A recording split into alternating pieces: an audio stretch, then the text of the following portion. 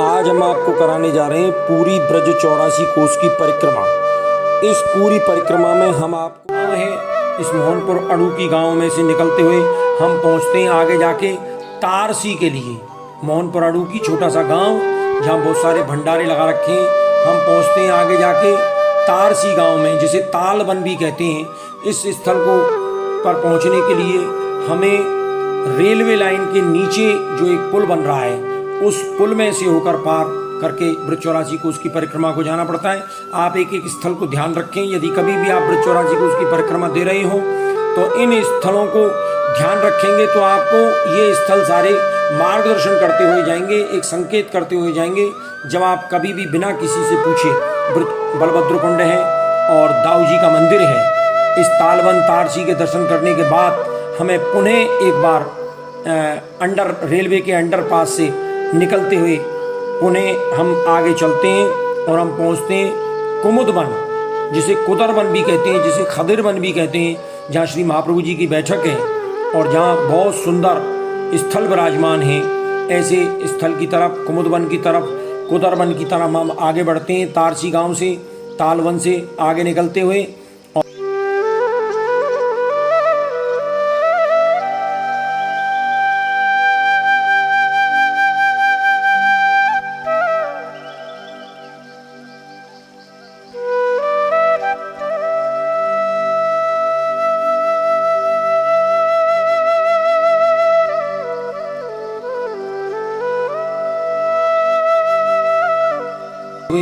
हम आगे पहुंचते हैं लालपुर, और लालपुर से आगे हम बढ़ते हैं सौंख गांव की तरफ। सौंख एक बड़ा कस्बा है जिसकी तरफ हम बढ़ते हैं नगला भूरिया होते हुए। नगला भूरिया से आगे चलते हुए परिक्रमा धीरे धीरे धीरे धीरे धीरे उस रोड पर पहुंचती है जो सौंख की तरफ जाता है। छोटे मोटे रास्तों में से निकलते हुए हम मेन रोड पर आ जाते हैं, जो एक गोवर्धन और राधा कुंड की जा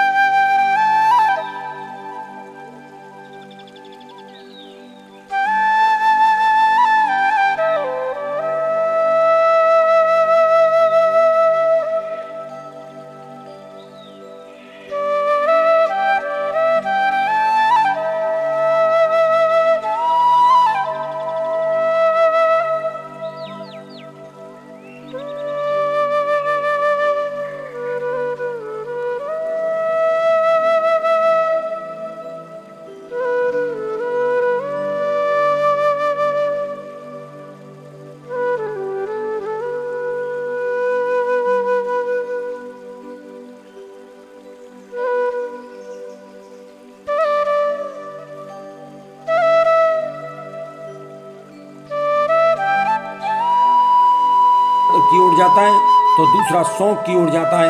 यहाँ पर नगर पंचायत सौंख का ये बहुत बड़ा बोर्ड लगा हुआ है, जहाँ नगर पंचायत सौंख के स्वागत और अभिनंदन के लिए हमारा ये बोर्ड हमने देखा है। उसके बाद ये एक रास्ता बचगाम और कोथरा की तरफ जाता है। हम सबसे पहले यहाँ से चलकर बचगाम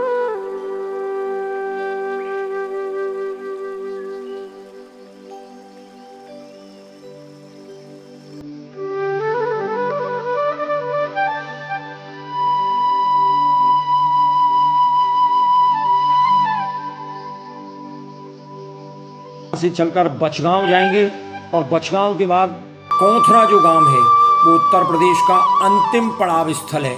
और वहाँ के बाद बचगांव, पूंचरी, कोथरा ये सारे मार्ग यहीं से निकलते हैं और आगे चलकर नगला चेतनगढ़ होते हुए एक छोटा सा गांव है नगला चेतनगढ़। नगला चेतनगढ़ के इस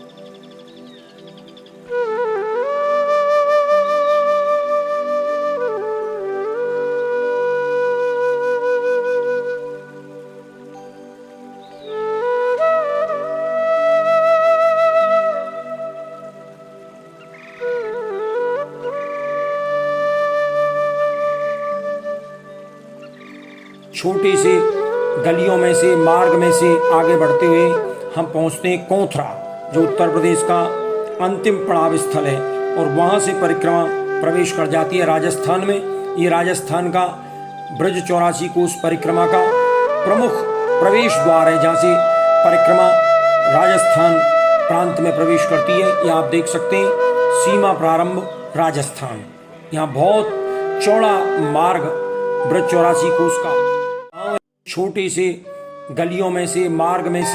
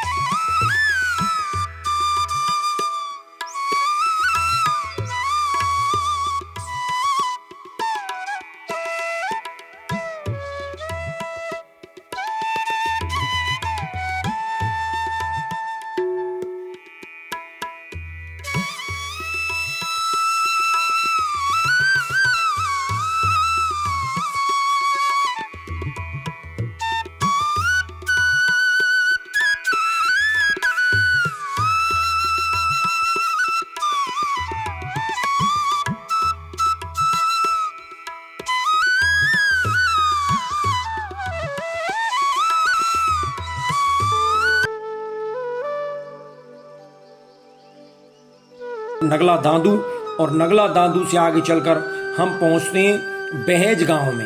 ये बहेज गांव का आप बोर्ड जो है वो देख सकते हैं, जहां लिखा हुआ है बहेज। अंधेरा चूंकि हो चुका है, इसलिए हम थोड़ा दर्शन नहीं कर पा रहे हैं।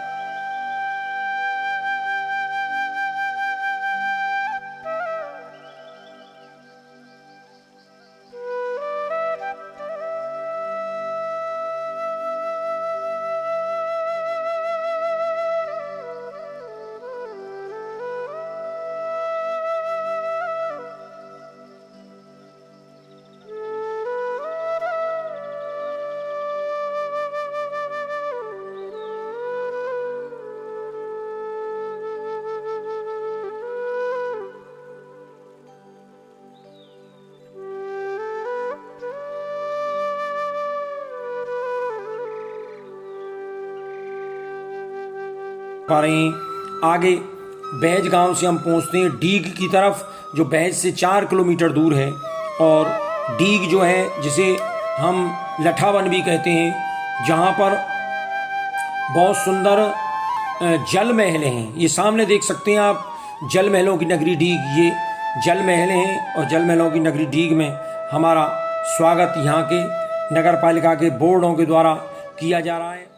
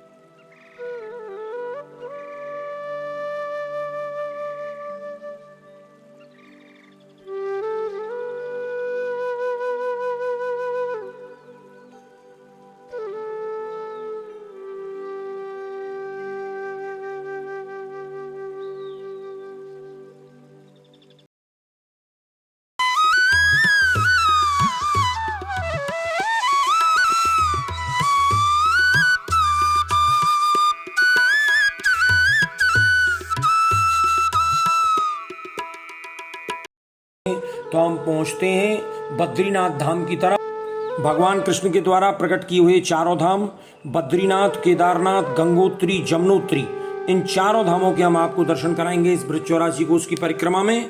आप देखेंगे तो गणेश जी का स्वरूप है, बहुत ही प्राचीन स्वरूप है गणेश जी भगवान का। ऊपर नाम भी लिखा हुआ है, वो भी आप पढ़वाएं, गणेश जी। और इसके बाद ये जो स्वरूप है ये नर भगवान का है। नर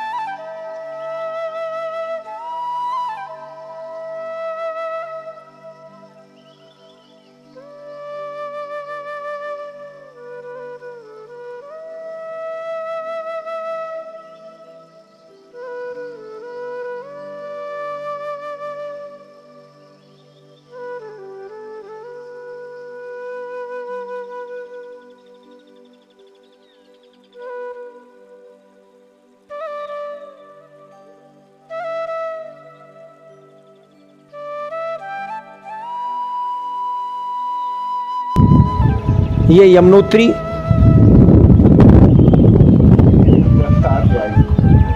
अब हम आ पहुंचे हैं केदारनाथ धाम। 300 सीढ़ियां ऊपर चढ़ने के बाद ये वह केदारनाथ धाम है जिसका प्राकट्य स्वयं श्री भगवान कृष्ण ने किया है। स्वतः उत्कीर्णित केदारनाथ धाम। शिवालय किसी के द्वारा बनाया हुआ नहीं है, किसी मूर्तिकार के द्वारा वो शिवलिंग बनाया हुआ नहीं है, बल्कि भगवान कृष्ण ने अपने माता पिता नंद यशोदा को, वृद्धावस्था के कारण वो उत्तराखंड के सुदूर क्षेत्रों में नहीं जा सकते थे, इसलिए